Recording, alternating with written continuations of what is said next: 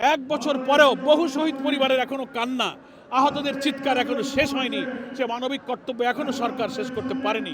ইনশাআল্লাহ জনগণ যদি আল্লাহর রহমতে এই রাষ্ট্র পরিচালনার দায়িত্ব আমাদের দেয়, এই শহীদদের যথাযথ মর্যাদা, পরিবারের পুনর্বাসন, আহতদের চিকিৎসা, ইনশাআল্লাহ এটাই হবে জুলাই অভ্যুত্থানের কৃতজ্ঞতার জন্য ওই সরকারের প্রথম আমাদের দায়িত্ব। আন্তর্জাতিক, দেশীয় ও বিদেশি নানান অপশক্তি যখন এই জাতির উপরে আবার চেপে বসবে, এই জুলাই যোদ্ধাদের সমস্ত কৃতিত্বকে তারা কিন্তু ম্লান করে দিতে পারে।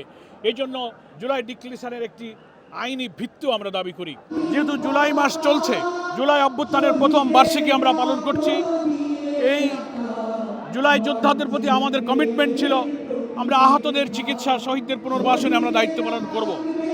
আমি অত্যন্ত দৃঢ়তার সাথে বলতে চাই, বাংলাদেশ জামাত ইসলামী হচ্ছে একমাত্র প্রথম আল্লাহর শুকরিয়া আদায় করতে পারি এই খেদমতের জন্য যে আমাদের আমিরে জামাত ডক্টর শফিকুর রহমান জুলাইয়ের উত্তাল আন্দোলনের 17ই জুলাই তিনি হজ থেকে দেশে ফিরেছিলেন। 18ই জুলাই ঢাকায় নেতৃবৃন্দের সাথে বৈঠকে তিনি ঘোষণা দিয়েছিলেন প্রতিদিন নিহত হচ্ছিল শত শত লোক, ফ্যাসিস্ট হাসিনার গুলিতে নিহত হচ্ছিল, আহত হচ্ছিল ছাত্র জনতা। তখন তিনি বলেছিলেন যে যারা শহীদ হচ্ছে এরা কোনো দলের শহীদ নয়, এরা সকলেই আমাদের শহীদ। সে 18ই জুলাই থেকে প্রত্যেকটি শহীদ এবং আহত পরিবারের প্রতি মানবিক দায়িত্ব পালনের জন্য আমিরে জামাত আমাদেরকে নির্দেশ দিয়েছিলেন। আমিরে জামাত শহীদদের বাড়িতে বাড়িতে, প্রায় সহস্র শহীদদের বাড়িতে বাড়িতে আমিরে জামাত এবং নেতৃবৃন্দ আমরা ছুটে গিয়েছি, আর্থিক সহযোগিতা এবং যতটুকু মানবিক আমাদের সাধ্য অনুযায়ী আমরা করেছি।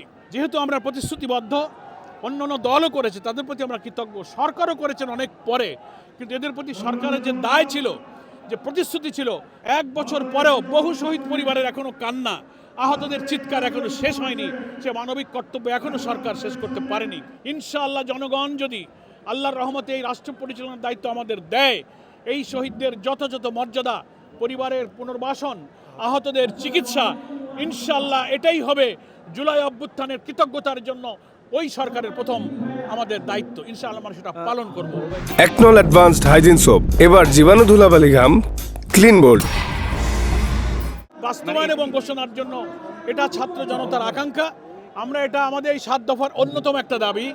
আমরা বলেছি চলতি জুলাই মাসেই সরকারকে এই জুলাই ডিক্লারেশন বাস্তবায়ন করতে হবে এবং এটার একটা আইনি ভিত্তি দিতে হবে। এটা শুধু ঘোষণার মধ্য দিয়ে থাকলে হবে না, তাহলে কালে কালে আল্লাহ না করুন আন্তর্জাতিক, দেশীয় ও বিদেশি নানান অপশক্তি যখন এই জাতির উপরে আবার চেপে বসবে, এই জুলাই যোদ্ধাদের সমস্ত কৃতিত্বকে তারা কিন্তু ম্লান করে দিতে পারে।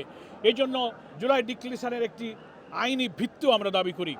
ফলে আজকের এই জনসভায় চতুর্দিক থেকে মানুষের যে ঢল নেমেছে, দেশবাসীকে আমরা অভিনন্দন জানাই, আল্লাহর দরবারে আবারও শুকরিয়া জানাচ্ছি। এখন আল্লাহ তাআলার সাহায্য কামনা করে দেশবাসী এই সমাবেশ সফলতার জন্য যে ধৈর্য ধরলেন, কষ্ট স্বীকার করলেন, নগরবাসীর যে কষ্ট, যানজটের সৃষ্ট সাময়িক এই অসুবিধার জন্য আমরা জাতির কাছে ক্ষমা প্রার্থনা আগেই করেছি, আজকে ক্ষমা প্রার্থনা করছি।